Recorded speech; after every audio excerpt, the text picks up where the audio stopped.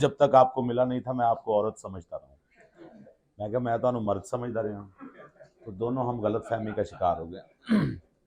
خواتین و حضرات، محمود اصغر چودھری صاحب کو میں صرف اس سفر نامے کے حوالے سے نہیں جانتا. یہ ان کے کالم میں بڑے ریگولرلی پڑھتا ہوں. نہایت منفرد اور نئے انداز کے یہ کالم نگار ہیں. مجھے اس لیے پسند ہے کہ وہی جیسے یاسر صاحب نے بات کی، عقلیت پسند ہے، عقل والا، الف والا نہیں. اور اس کتاب کو میں نے زندگی میں، میری بدقسمتی کہ میں نے صرف 2 ہی حج کے سفر نامے پڑھے ہیں. ایک ممتاز مفتی صاحب والا اور ایک اب میں نے محمود اصغر چودھری صاحب کا سفر نامہ. یہ میں نے جب شروع کیا تھا، مجھے پی ڈی ایف ملی تھی، پی ڈی ایف فارمیٹ میں نے اس کو شروع کیا اور حلفاً کہتا ہوں کہ ایک ایک لفظ نہیں، ایک ایک حرف پڑھا اس کا. اس کی وجہ یہ ہے کہ یہ محض سفر نامہ نہیں بلکہ بڑے مزیدار ایک کہانی ہے جو انہوں نے بیان کیا، اور اتنا ربط ہے الفاظ میں، آپ اسے درمیان میں چھوڑ نہیں سکتے. مسلسل پڑھتے رہیں تو آپ، اگر آپ کی سپیڈ ہے تو 2 گھنٹوں میں آپ ختم کر لیں گے. تو محمود اصغر چودھری صاحب آپ کا، اور عباس تابش صاحب، وسیع شاہ، حبیب اکرم، یاسر پیرزادہ صاحب، ڈاکٹر صاحبہ، آپ سب کا شکریہ. حسین شرائی صاحب، یہ سب میرے دوست ہیں. اور حج کے حوالے سے مجھے میرے اندر حج کا ایک خاص وہ بنا ہوا ہے تصور.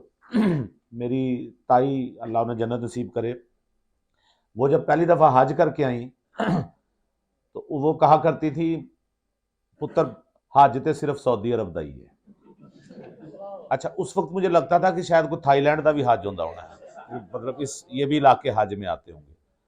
دوسری دفعہ مجھے حج کا تصور میرا تھوڑا سا بدلا. ہمارے محلے میں ایک صاحب تھے، دکان سے انہوں نے کافی ادھار چیزیں لی ہوئی تھیں. تو دکاندار روز پوچھتا تھا کتنے گیا بندہ فلانا، شبیر کتنے گیا. شبیر صاحب غائب ہو جاتے تھے. تو ایک دفعہ وہ 3-4 ماہ کے لیے غائب ہو گئے. دکاندار بڑا پریشان کہ وہ مل نہیں رہے. تو ایک دن اچانک واپس آئے، حج پہ چلے گئے تھے، واپس آئے، کہنے لگے یار شبیر کو چل ذرا دکاندار کو.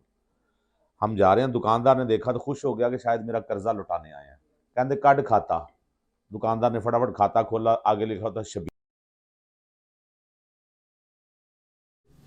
یہ تو ایک کتاب ہے، میرا خیال ہے ایک آپ کی اسلام آباد میں پچھلے دنوں کالموں کی کتاب علیحدہ ہے، ان کی سفر نامے کی کتاب علیحدہ ہے. تو جب آپ اس کتاب کو پڑھیں، میری گزارش ہے جو لوگ پڑھنا چاہتے ہیں کتاب کو، وہ کتاب کو خریدیں ضرور. اور اگر خرید نہیں سکتے تو پھر پی ڈی ایف میں ضرور لے لیں کتاب. لیکن پڑھنا بڑا ضروری ہے. اس کو پڑھ کے آپ کو، مجھے نہیں لگتا ہے شاید آپ کے دل میں کوئی یہ خیال آئے کہ آپ کو حج پہ جانا چاہیے یا آپ کو اللہ تعالیٰ نے کیوں نہیں بلایا. لیکن یہ آپ کو ضرور اندازہ ہوگا کہ ایک ایسا شخص، مجھے حیرت اس لیے ہوئی جیسے یاسر صاحب نے فرمایا کہ عقلیت پسند اور ریشنل جو سوچ کے حامل ہیں، ان پہ جب اللہ تعالیٰ کرم کرتا ہے، اللہ تعالیٰ یاسر صاحب پہ بھی کرم کرے، تو وہ کس طرح سے ماشاءاللہ ان کا ذہن کس طرح سے بدلتا ہے. لیکن مجھے نہیں لگتا کہ یہ پہلے بھی کوئی